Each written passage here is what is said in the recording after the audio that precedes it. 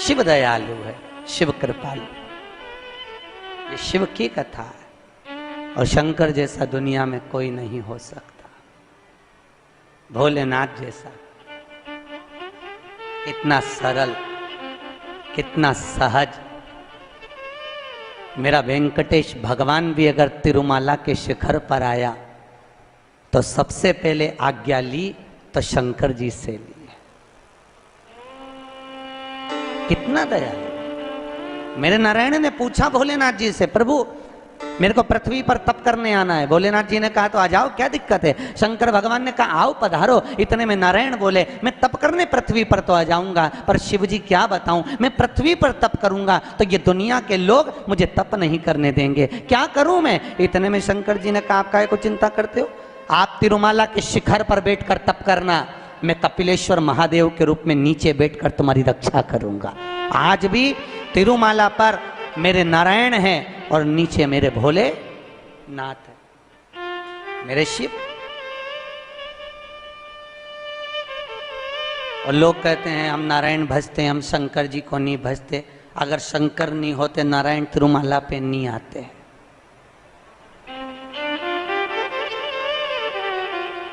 मेरे श्री जी बाबा, मेरे श्री जी बाबा गोवर्धन के पर्वत पे से श्रीनाथ जी की मूर्ति जब चली, पूरी पृथ्वी पर भगवान श्री जी बाबा घूमकर आ गए।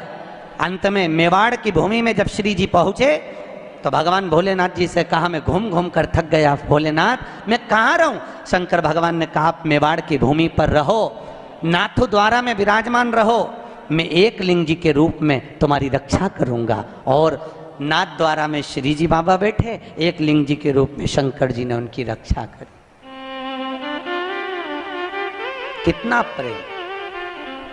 हम कहते हैं राम अलग है, हम कहते हैं कृष्ण अलग है, हम कहते हैं शिव अलग है, मानो तो ये तीनों एक है। ये भ्रम हमारा। पहले दुनिया के लोग माथे पर भी 3 रेखा लगाते थे, देखा है आप लोगों ने।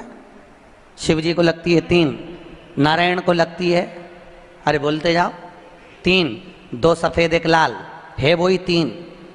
बस इनकी आड़ी है, इनकी खड़ी है। श्री जी बाबा का अगर फोटो का दर्शन करना, श्रीनाथ जी की मूर्ति का दर्शन करना, तो ऊपर ऐसी मात्रा लगी दिखेगी यू मार्ग का तिलक, पर अंदर से सोने की 3 रेखा अलग दिखेगी। उनको भी लगती है 3, सत्यम शिवम सुंदरम, ये 3। पर दुनिया के लोगों ने आज के जमाने में सत्य को मिटा दिया, शिव को मिटा दिया, सुंदर बनने के लिए घिस के लगा लिया। बस व्यक्ति जिससे सुंदर दिखे, दुनिया के लोग आज के जमाने में वो तिलक लगाते हैं। और सत्य को मिटाकर कहां जाओगे, किस स्थान पर। भगवान कृष्ण की 16,108 रानियां थी। कितनी रानियां, जम के बोलो जरा। 16,108, पर 16,108 रानियां होने पर भी भगवान कृष्ण के यहाँ जब औलाद नहीं हुई, तब भगवान कृष्ण ने अपने गुरु गर्गाचार्य बाबा को बुलवाया और द्वारकापुरी में बुलवा कर पूछा, गुरुदेव मेरी 16,108 रानियों से औलाद नहीं होती, संतान नहीं होती, मैं क्या करूं। गर्गाचार्य बाबा ने कहा तुम चिंता मत करो, पार्थिव शिवलिंग का निर्माण करो। शंकर भगवान के शिवलिंग का निर्माण कर कर एक एक रानी के साथ में 11-11 दिन तक बैठकर शिव जी का अभिषेक करो। और पार्थिव शिवलिंग का निर्माण गर्गाचार्य बाबा के कहने पर भगवान कृष्ण ने करा। एक एक रानी के साथ में 11-11 दिन तक भगवान शिव का अभिषेक करा। तब भगवान शंकर प्रकट हो गए और शिव जी प्रकट होकर बोले, कन्हैया मांगो तुम्हें क्या चाहिए।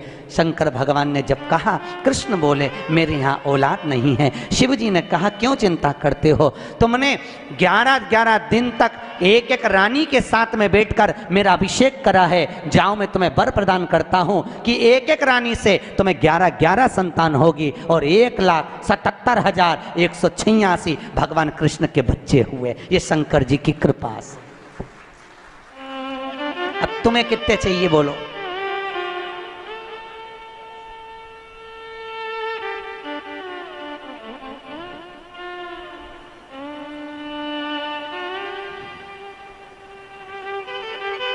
भगवान कृष्ण के यहाँ अगर औलाद हुई तो किसकी कृपा से? अरे बोलो, भोलेनाथ की। कौन होगा ऐसा? कितना करुणामय, कितना दयालु, कितना आनंद देने वाला। ब्रह्मलोक के देवता भगवान ब्रह्मा, बैकुंठ के देवता भगवान विष्णु, और पृथ्वी का देवता अगर कोई है, इस मृत्यु लोक का अगर कोई देव है, तो वो देवों का देव महादेव है। महादेव पृथ्वी का देव है। पर दुनिया के लोग ऐसे हैं ना कि बहुओं की आदत रहती है, पड़ोसन के तो खूब पांव पड़े, पड़ोसन की अम्मा के तो खूब चाय भी पिला दे, पर घर की सास के तो 30 त्योहार पे भी पढ़ ले तो बहुत बड़ी बात है, बहुत बड़ी। घर के लोगों की आदत ही ऐसी होती है।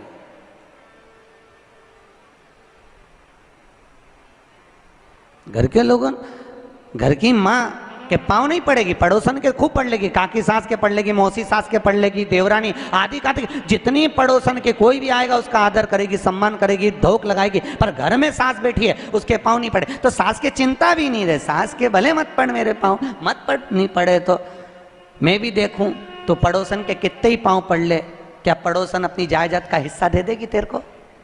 अरे बोलो तो, देगी क्या? नहीं। जायदाद का हिस्सा कौन देगी? सास।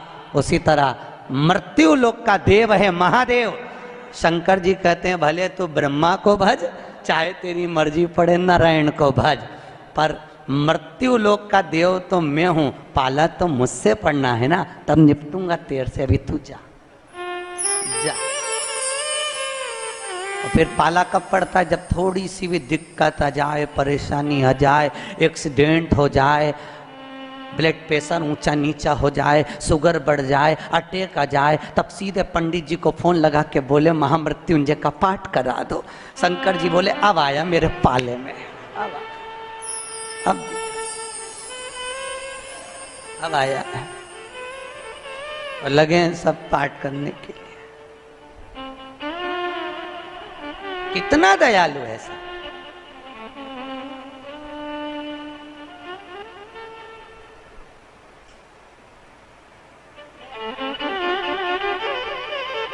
भगवान नारायण का अगर विवाह भी कराने वाला कोई है लक्ष्मी से, तो वो मेरा शिव ही है। कौन ने कराया था विवाह? शंकर भगवान।